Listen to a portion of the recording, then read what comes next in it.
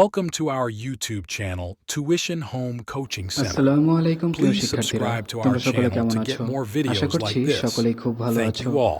আজ আমরা দেখব অষ্টম শ্রেণীর বাংলা বইয়ের পৃষ্ঠা 106 এর 5.1.2 নিজের ভাষায় বিবরণ লিখি এর বিষয় 3 এর পুরাকীর্তি বা পুরাতন স্থাপনা নিয়ে একটি বিবরণ।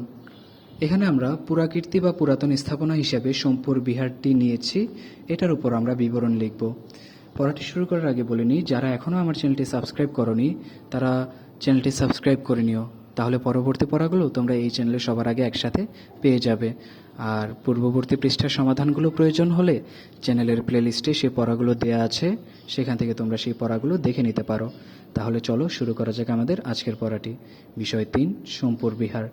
পাহাড়পুর বৌদ্ধবিহার বা সোমপুর বিহার বা সোমপুর মহাবিহার ধ্বংসপ্রাপ্ত একটি প্রাচীন বৌদ্ধ বিহার।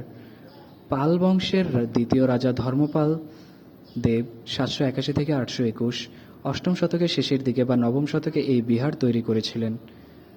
1879 খ্রিস্টাব্দে স্যার আলেকজান্ডার কানিংহাম এই বিশাল স্থাপনা আবিষ্কার করেন। ইউনেস্কোর মতে পাহাড়পুর বিহার বা সোমপুর বৌদ্ধবিহার দক্ষিণ হিমালয়ের দ্বিতীয় বৃহত্তম বৌদ্ধবিহার। আয়তনে এর সাথে ভারতের নালন্দা মহাবিহারের তুলনা হতে পারে।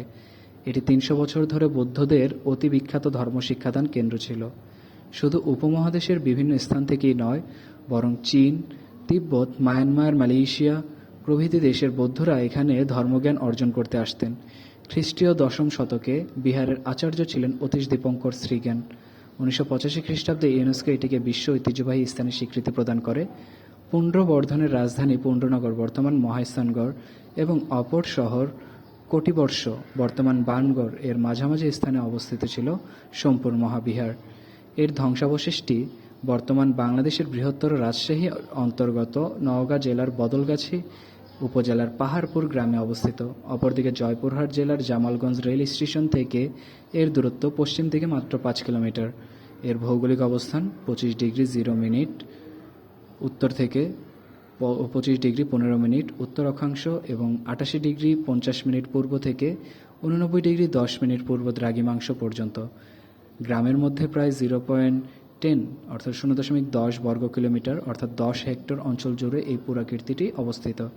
প্রত্নতাত্ত্বিক এই নিদর্শনটির ভূমি পরিকল্পনা চতুর্ভুজ আকৃতির। এটি বাংলাদেশের উত্তরবঙ্গের প্লাবন সমভূমিতে অবস্থিত প্লাইস্টোসিন যুগের বরেন্দ্র নামক অনুচ্চ এলাকার অন্তর্ভুক্ত।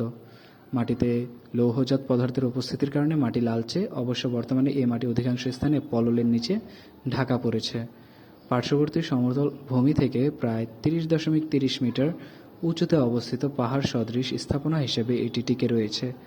স্থানীয় লোকজন একে গোপাল চিতার পাহাড় আখ্যায়িত করত, সেই থেকে এর নাম হয়েছে পাহাড়পুর, যদিও এর প্রকৃত নাম সোমপুর বিহার। তাহলে শিক্ষার্থীরা, আমরা দেখে নিলাম তোমাদের এই পড়াটির সমাধান। পরবর্তী সমাধানগুলো পেতে চ্যানেলটি সাবস্ক্রাইব করে আমাদের সাথেই থাকো। ধন্যবাদ সকলকে।